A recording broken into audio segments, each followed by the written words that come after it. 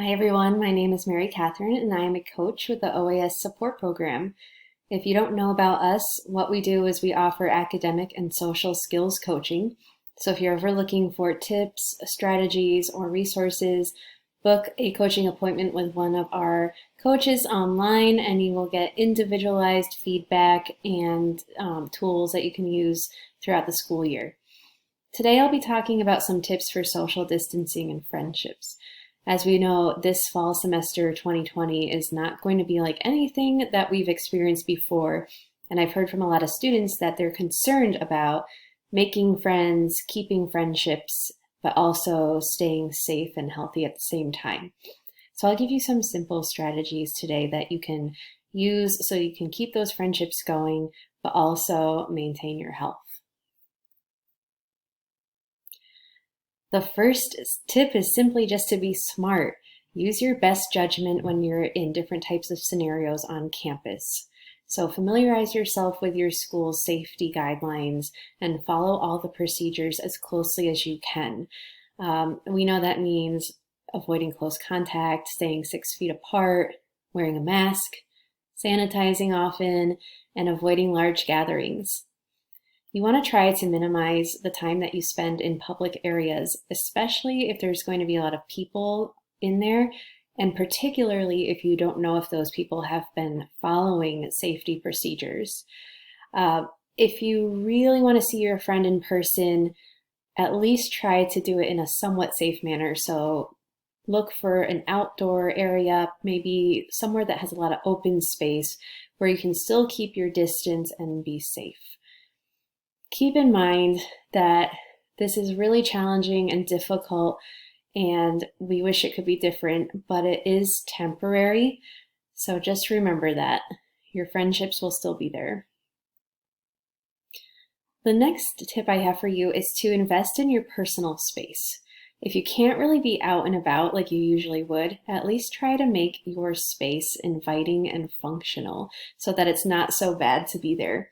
One way you can do this is to, for example, say you really prefer to study in the library or cafe. Instead, in your personal space, why not set up a cozy nook so that you have somewhere where you can go to study or read. Maybe even find a nice place outside that's kind of secluded from other people. That would be a nice place to do some work too. If you miss going to the gym, what you can do is try to set up a mini workout space at home. If you are looking for fairly cheap gym equipment, check Facebook Marketplace or other community pages because there's often some good deals on things like free weights and resistance bands. There are tons of free workout videos online, on YouTube, on fitnessblender.com, and so many more. So you definitely can work out from home if the gym is not really an option. Just remember, you want to try to make your place a nice space to be, even if it's just for you. So small touches can make all the difference. Get some comfortable pillows or blankets to have around. Lighting can really make a big difference. If you have some nice warm lighting, like string lights or a nice warm lamp in your room, that can make it not so harsh with fluorescent lighting that we often find in dorms. Put up some pictures or photos or posters that remind you of the people and places and things that you love, and that way your personal space is kind of like a nice haven. Perhaps the hardest thing to do is to set boundaries with your friends. It's really tough to have these conversations. If you feel like your friends aren't really taking health or safety seriously, but you are really concerned about it, you need to learn how to set your boundaries.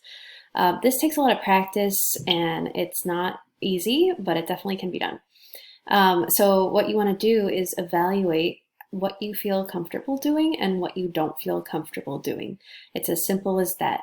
As long as you know yourself really well, it's going to be easier to set your boundaries. You also just want to keep in mind that this is all about prioritizing your health and safety and that of the people who are closest to you. So now it comes time to communicating your boundaries. It's always hard to have these conversations because we don't want to hurt our friends' feelings, but I want to show you that you can be assertive about your boundaries without having to be rude. So first, try communicating using I statements. So start your sentences with I feel or I would like. This puts more of the focus on you and not on your friend.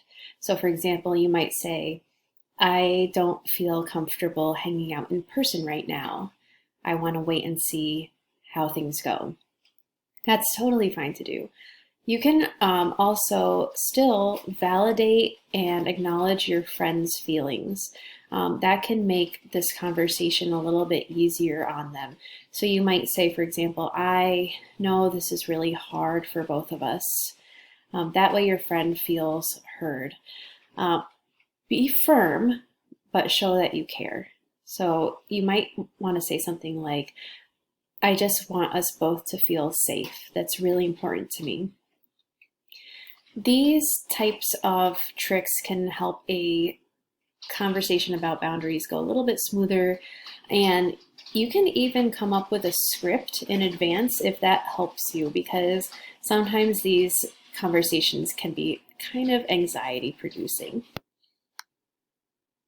Okay, when we have to social distance, that means we have to find creative ways to connect with our friends. So there are tons of ideas out there. If you look online, you can find a bunch. Some examples include having a Netflix party with your friends, doing something together over Zoom or virtually, like having a paint night, making a new recipe together in your separate areas, even doing some sort of craft, something that you can do together that's creative, but you also can talk and connect. There are lots of online games that you can play, there, such as Jackbox. There's a whole bunch of stuff on the internet to find. Maybe even consider doing a virtual book club. So pick a book that interests all of you, read it, and then get together virtually to discuss what you thought. That can be really fun, even if the conversation doesn't really end up about the book. Another idea is to look for what your campus is offering.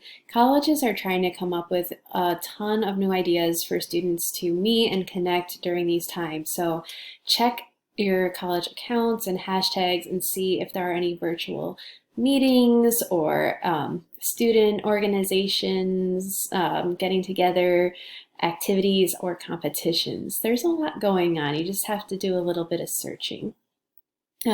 Another idea is to maybe consider making a group chat with some of your classmates. That's a good way to get to know new people if you're not even seeing them in person. If you're in an online class together, maybe ask if anyone wants to exchange numbers. That way you can kind of text about the class, but then perhaps you will find that you really connect with someone. All right, my last tip for you today is to reach out whenever you feel like you need support. This is definitely a difficult time, and if you're not able to see your friends in person or even just go around campus like you normally would, that can make you feel pretty isolated and lonely. So call friends and family that and let them know how you're feeling. Those connections are super important to keep up. You can even email a professor or staff member that you feel like you can trust and let them know what's going on. Remember, the people who work on campus are there to help you, so don't hesitate to contact them if you feel like you could use some support. Your campus also has resources available to you. So there's CAPS, there's the OAS Support Program, and others. So see what's going on around campus if you are looking for a little more help during this time. Okay, so if you're looking for any more tips like these, please book an individualized coaching appointment with us, the OAS Support Program. I've included the website link here. I hope that this has been useful to you, and hopefully we'll see you soon at OAS. Thanks.